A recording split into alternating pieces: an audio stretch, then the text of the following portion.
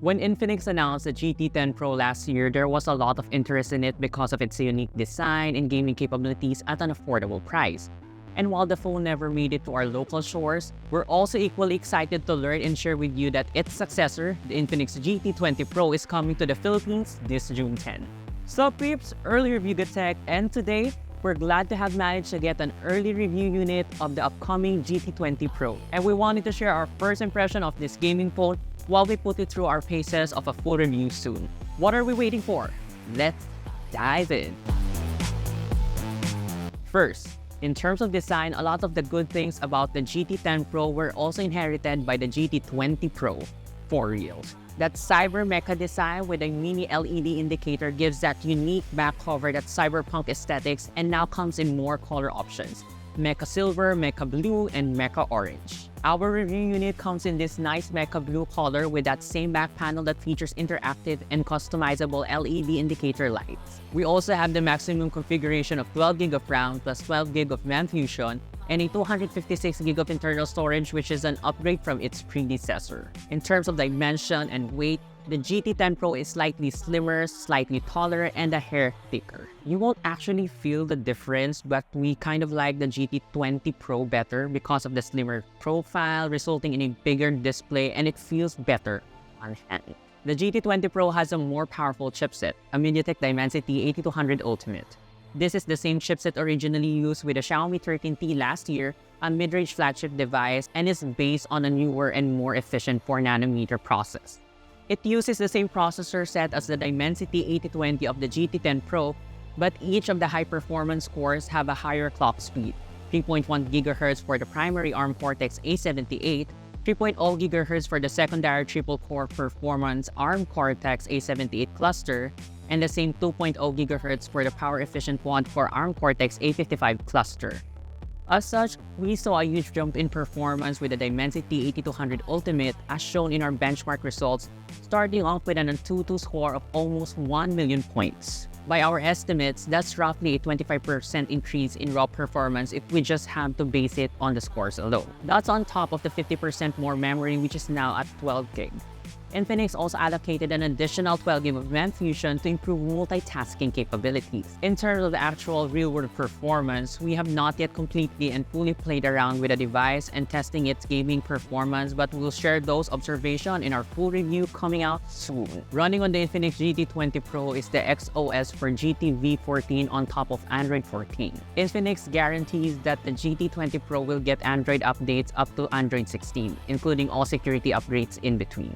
The Infinix GT20 Pro also offers a unique esports mode to create a zero-disruption gaming experience. You can do this while playing games like Mobile Legends and simply enable this via X-Arena.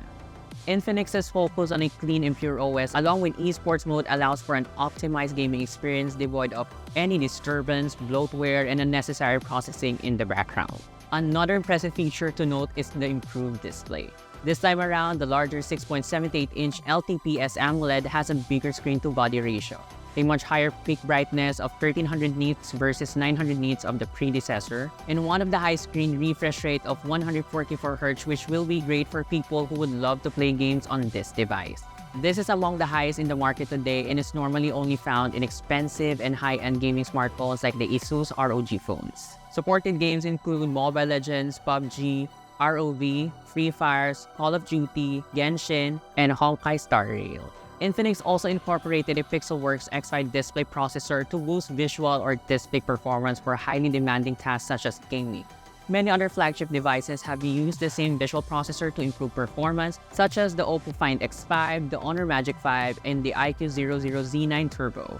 Infinix also updated the sensor in the primary camera. The primary camera uses a 108-megapixel Samsung HM6 sensor. And what's great here is that it now includes optical image stabilization, so video recordings will no longer be shaky and photos not out of focus. As you can see in the sample photos here, the shots look crisp and clear. Focus is on spot on, although colors are a bit muted.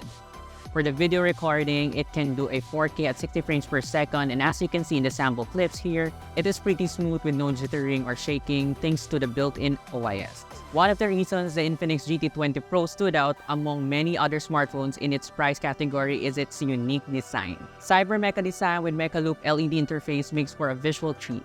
Whether you're simply charging the phone, getting a call, or playing music, turn out some more with GT Game Booth or set it to party mode so you get them blinkies lighting up all the time. And if you're interested in what else has been upgraded or improved with the Infinix GT 20 Pro over its predecessor, you can check out on our website, which we'll be linking down below. So far, we're very optimistic about the Infinix GT 20 Pro. For now, we're still working with usual processes and testing the phone for our full review to include real-world performance, battery performance, and camera quality, which will be reported in our full review soon, so you better watch out for that. So far, we're already impressed with our initial hands-on, and we hope to be more convinced on our final verdict. Infinix surely managed to build a gaming phone at an affordable price point said to be just $16K without sacrificing good hardware specs and performance. If you find this video interesting and informative, please hit that like button, subscribe to our YouTube channel, and turn on that bell icon so you get notified of our future episodes. Don't forget to follow us on our socials, Facebook, Instagram, TikTok, Twitter, or X, and visit yugatech.com for the latest tech news and reviews. Again, this has been Earl, and I'll catch you guys in the next one. Bye!